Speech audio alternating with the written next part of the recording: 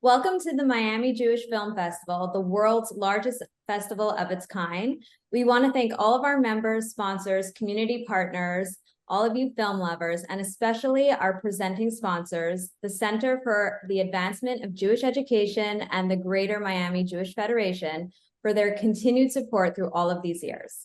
My name is Karen Pardo from 3G Miami, and I'm excited to be moderating a virtual conversation with director Radek Wegrzyn and producer Roberto Gagnor from the movie Miss Holocaust Survivor, which is premiering at this year's festival. Thank you all for joining us. Lovely to be here. So, to get started, I do have a few questions. First, I just need to know a bit about both of you. So if you can share a little bit about yourselves, where you lived, and about directing and producing. Well, can I begin? All right. Go for it. We did meet in America, actually.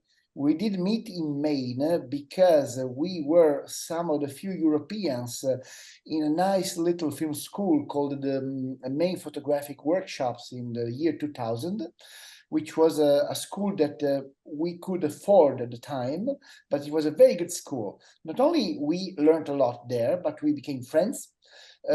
He's been the best man at my wedding, and then we started working together. Basically, we wrote together some features. We wrote his first feature together. We kept on working together and being friends, basically. And then at some point, we decided that it's time to found a company, to not only work as a director or as a screenwriter, but that the best thing would be if we would become producers as well. So that's why we founded a film company. And actually, Miss Holocaust Survivor is the first feature film that is being released through our company, Magical Realist. It's amazing. It's amazing. Well, so kind of give us a little overview of the process that you guys went through for Miss Holocaust Survivor. The script, getting the funding, the casting. How did you guys make the film? Ooh, okay. So let's turn back the clock back to 2017. So that's pre-COVID. That's a whole different universe. In 2017, a friend of mine gave me an article, passed me an article from the English Guardian, the newspaper.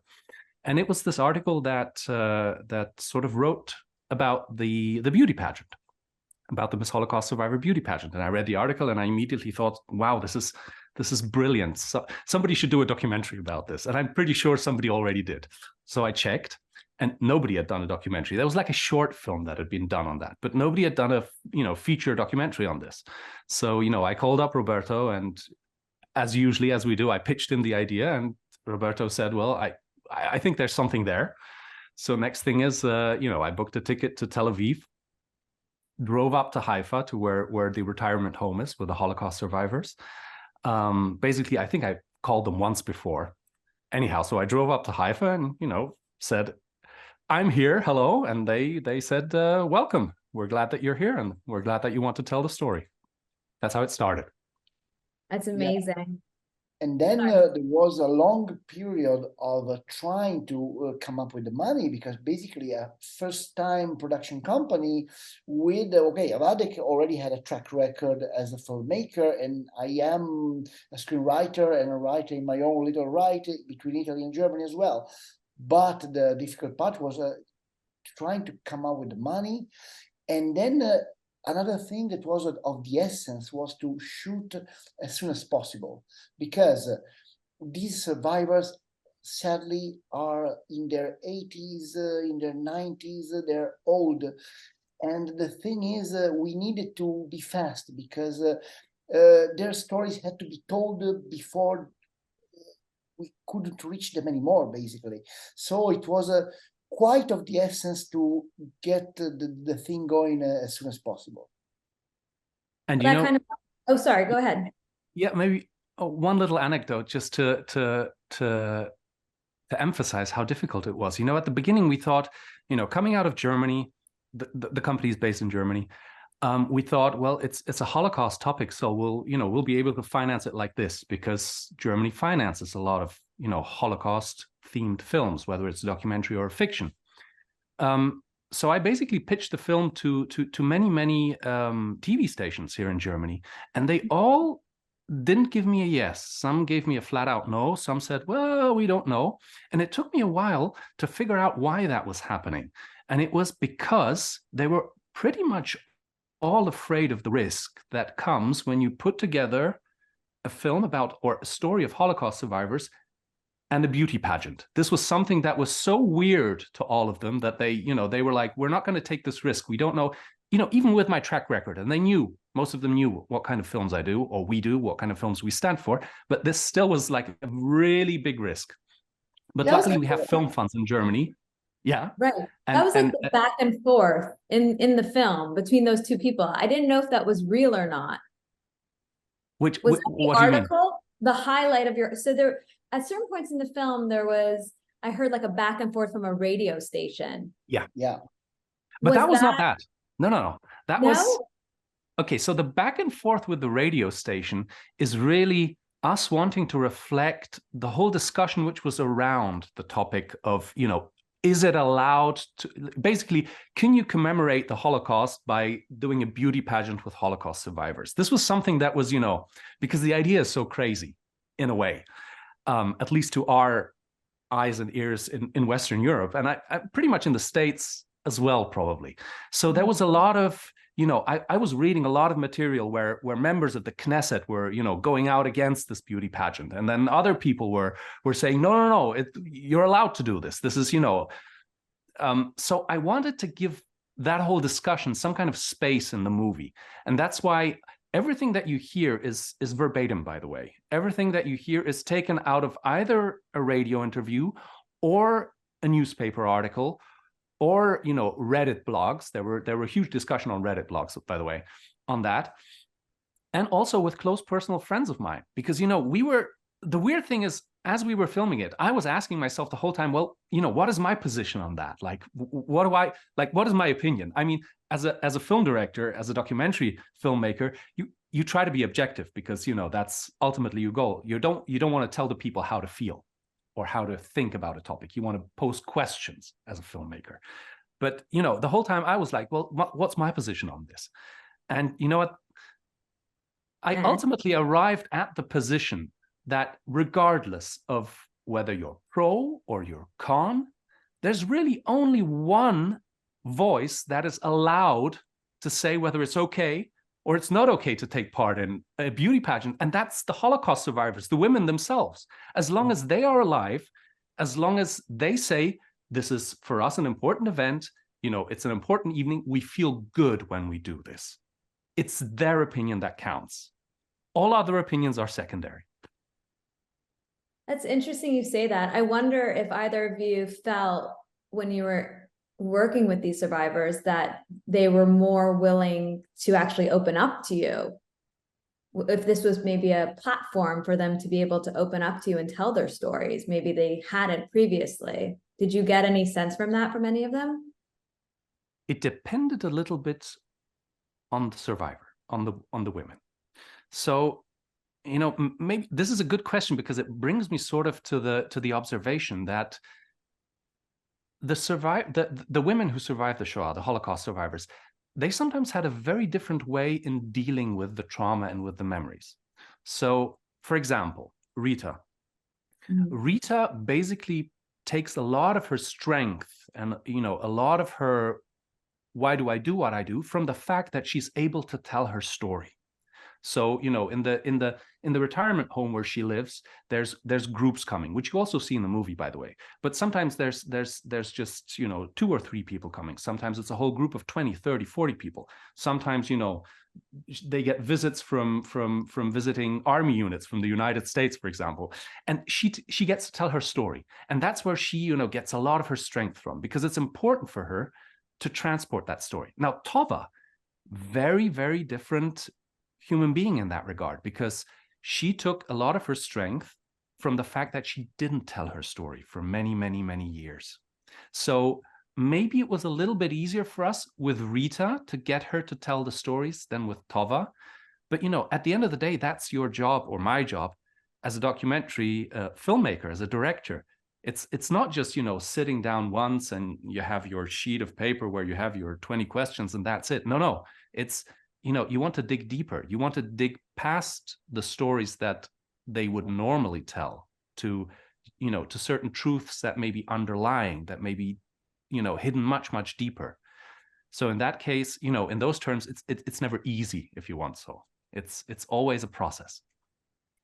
Yeah, I wonder if either of you felt with that, or if there was any other challenges with this film, making this film, whether it was getting the survivors to speak or their age.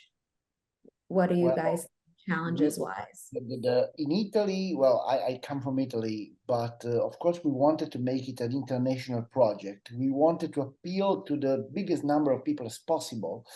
And it's a universal story. Every time I pitched it, people liked it or said they did. So we had to try many other things. We tried a little crowdfunding.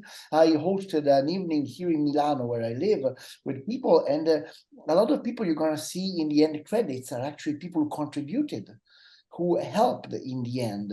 So we wanted to share that. We had many contacts, many travels. It's the tough lot of the producer. You know, before I was just a screenwriter. So I was like, okay, the producer does this thing. And, you know, we have this stereotype of the producer, somebody who doesn't respect your work or is there to destroy your work or not to understand it. Instead, you understand that being a producer is a lot of hard work. And all of that, so that something can come to light. So for us, it was a huge learning curve, but a rewarding one as well, because you could see that people would light up when they would listen to this story. So you're like, we have a story. When Radek told me that the first time, as we said, I immediately felt that we are narrators. We immediately recognize a story when we see one.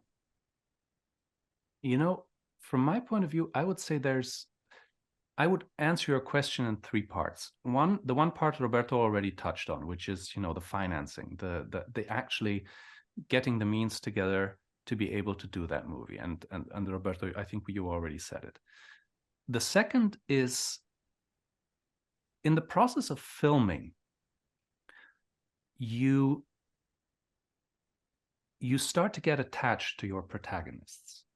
Now, what I mean by that is, you know, ideally as a filmmaker, you sort of keep a little bit of a distance, or try to keep a little bit of a distance.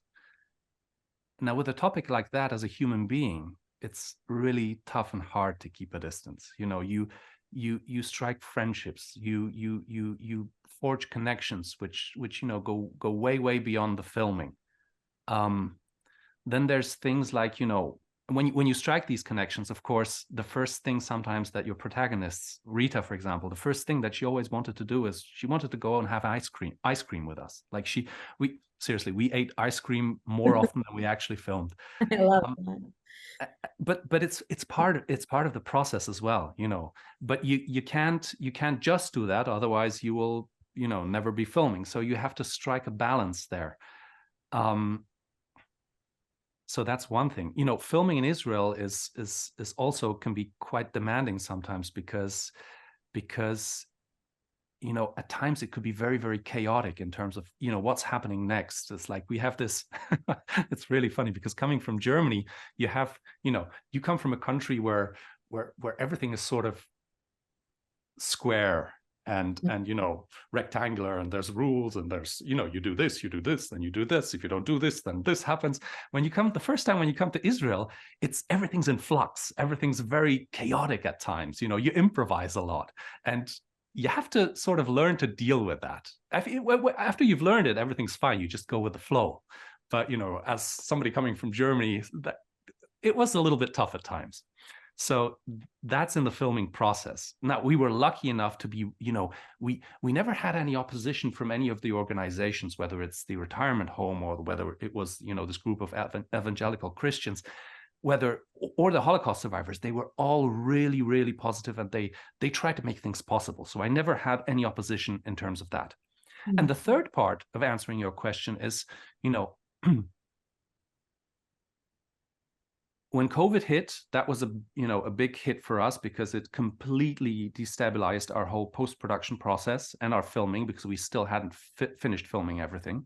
So it pushed everything behind. Then in COVID in the US, as well as in Germany, cinemas were closed for quite a long period of time. Now, that doesn't mean that movies weren't getting finished. So after cinemas opened again, you had a huge backlot of movies, a huge amount of movies that needed to go to cinema. So basically, all of these movies, they were butchering each other for presents, because there were a lot of them that needed to come out. So we needed to find a spot where it actually made sense for us, because we're a small movie, but we have theatrical distribution in Germany. So we settled on, November 9th, which in Germany is a very, very important calendar date, because it's also the commemoration of the pogrom nights against, the synagogues and Jewish life in Germany. So once we set that, we thought, okay, now everything is good and fine. But then, of course, October 7th happened, which nobody predicted, obviously. So the question was, how do we deal with that? And how does that affect the movie being released? And it was sort of a double-edged sword, or is a double-edged sword, because on the one hand, of course, our movie being, a story that is a story of very strong empathy, of commemoration as well, of course, it got a lot of media coverage, more than any other movie that we've done before, and very, very positive. On the other hand, it didn't or hasn't translated that much into the theatrical, into the theatrical numbers, simply because the news is full of, the current affairs topic. And people, for better or for worse, tend to, let me put it differently. If you read the whole time in the newspapers and in the news and in the media and in your social media babbles about a topic, it's in most cases not the topic that you're going to want to watch in cinemas. There you want to watch, you want to distract yourself very often. You want to sometimes see a different story. So we had a bit of a challenge in actually reaching our target audience in the cinemas, also because of current affairs. Yeah, and also it feels like sorry. No, go ahead. It feels like, yeah, there's a limited measure of empathy that we are, as a global audience, is allowed or wants to give. So it's quite disheartening in a way. On the other side, a movie like this has to get people one by one. I think it has to be a personal, visceral response to what you have. What we had doing it, what the people watching it are slowly having. You take people one by one. It's also beautiful because you feel that you're striking a relationship with each and every one of them. In the premiere in Germany, in the cinema, at festivals, you feel like you are actually planting something. And it goes a lot to explain, because otherwise you have this kind of, it's the response we had while we were trying to get funding. The fear, it feels like there's a resistance to that, which is terrible to think about. But on the other side, when you pierce through that, you feel the humanity, and the humanity comes through all the time. So at least that. It's definitely a word of mouth film. It's a word of mouth story. I call it getting people so much more than that. I feel like it's so much more though. And that was actually one of my questions after the tragedy of October 7th. When I was watching this, I felt so intimate towards the survivors. And since October 7th, people are again making survivors a priority in their minds. Do you feel like, you may feel like the release of the film was difficult given the time frame, perhaps, but do you feel like this film, once it does touch people, once people do view it, it actually helps alert us how important these stories are? Oh, absolutely. Absolutely. In Germany, I get the question often, is now the time to release this film? And my answer is always absolutely yes. Absolutely yes. And for a number of reasons. Number one is we have so much polarized news and polarized media that tends to either want to push you to the one side or push you to the other side. This film is a story, you know, it's like Roger Ebert, the critic, said, films are empathy machines. The films are supposed to make you understand and feel another person's plight or pain or joy or suffering. And it's exactly what we need right now, because what we get from the news isn't really that. That's why we exactly now need these kinds of stories and these kinds of movies. The other thing is that, you know, especially younger people, and there's, you know, everyone is so surprised in Germany that anti-Semitism is resurfacing, and you know, Germany is not the only country. Like you can measure it all throughout the world and all throughout the Western countries. And again, if you want to fight anti-Semitism, you don't fight a prejudice, and you don't fight, you know, a way of thinking by telling somebody you need to think differently. You can try that, but usually it's not effective. You can only fight it through understanding and through empathy. And if you want to, you know, you need to make people understand that what happened on October 7th, to put it into perspective, was that a horrific terrorist attack happened to a country whose raison d'être, so which, you know, what is the English word? Sorry? A reason to be there. The reason to be is to provide a safe home for Jewish people, and in our case, for the Holocaust survivors from all over the world. And to understand the shock, or to, you know, be able to understand the shock that happened to this country, is you need to understand that, because this raison d'être was like an earthquake to that. And how do you communicate that to somebody who doesn't understand that? Well, you have to communicate it through stories of empathy. And that's why I always say now is the time for the movie, even more than ever before. We need these kind of stories now. Exactly, because polarization means that you know exactly what you're going to get the moment you turn on the TV or you go on the internet. You know that, say, that website, that channel is going to say that, and you know the other channel is going to say that. You have no surprise. And so what's the point? I'm going to preach to the converted.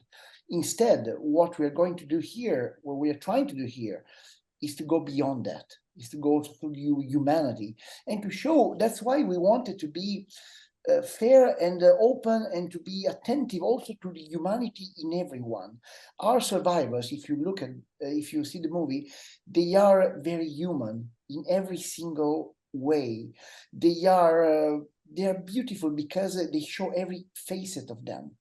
They might be angry or petting some moment, they may be beautiful and happy and triumphant another, and that's humanity.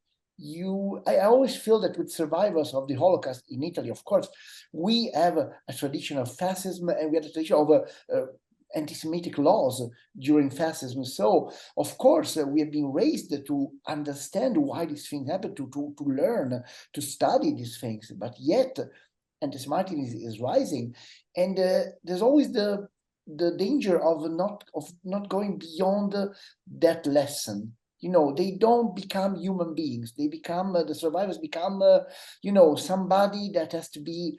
You tell the story, but you don't understand them. Instead, in this movie, we wanted to show them beyond everything as human beings, as beautiful, triumphant human beings. And in every little face that they can be angry. It's a very funny moment where they fight each other for the table, and it's human. We don't have to take them out, to take those moments out, or be ashamed of them, because that's exactly what we are. It's the beauty of what we are. And it's you said it very well, Robbie. It's this human connection, you know. They are the last generation of the survivors, but they are still with us. So let's not put them in a museum just yet. They're real human beings. They're real women, very empathetic, very, you know, as you said, they can be petty. They have an amazing sense of humor. And I think if you want to reach people, especially young people, you need to tell them that story. And not just the story, listen, this is the historic lesson, we need to learn from that. You can tell them that, but you need to get them on a different level as well. That's why we wanted to show them as real people. Yes, I totally agree. There was so much connection with Rita, and there was so much connection with Tova.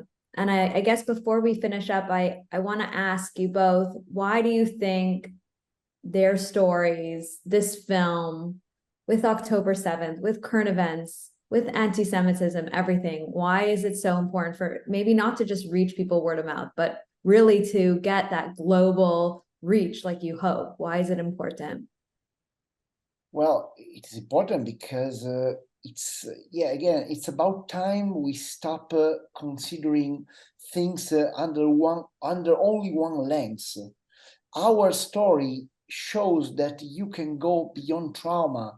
Trauma stays, trauma exists, trauma is terrible, but you can go beyond it. You won't ever eradicate it, but you will go beyond it and do something beautiful. What we loved from the first moment was that these women had a second act, which was the one we never see.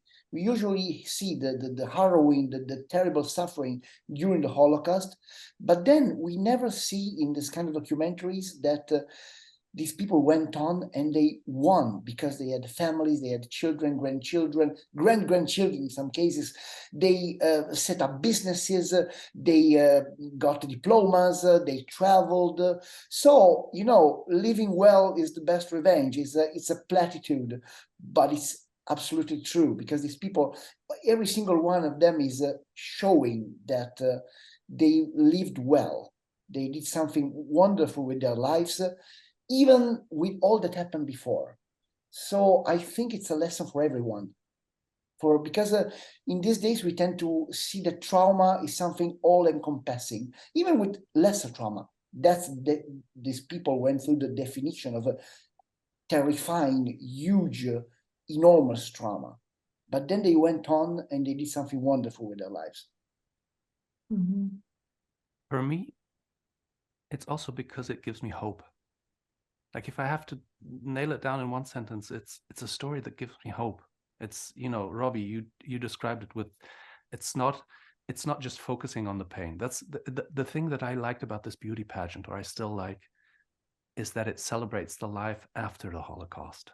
Mm-hmm. It doesn't just focus on the pain. It's not about who had the most horrific Holocaust experience, because honestly, how do you even compare that? You can't. How do you compare surviving 3 concentration camps with surviving 19 months in a dugout pit? You cannot compare that, and you shouldn't compare that, I think. It's about the life that you had afterwards. It's a story of hope. And you asked, why is it now? Because why is it important now? Because now we need stories of hope. We need stories that give us some kind of outlook, that after the terror, after everything, after emphasizing everything that separates us, after emphasizing everything that we don't have in common, at some point we have to start talking with each other about what we do have in common, and acknowledge that with the other human being. And that's what I mean with story of hope. So that's why I think. So beautifully. Truly. Well, I want to thank you, Director Radek Wegrzyn and producer Roberto Gagnor from the movie Miss Holocaust Survivor for joining us. And once again, thank you to all of our members, sponsors, community partners, volunteers, and all of you film lovers participating in the Miami Jewish Film Festival. Thank you both so much. I am a huge fan of Miss Holocaust Survivor. I loved it.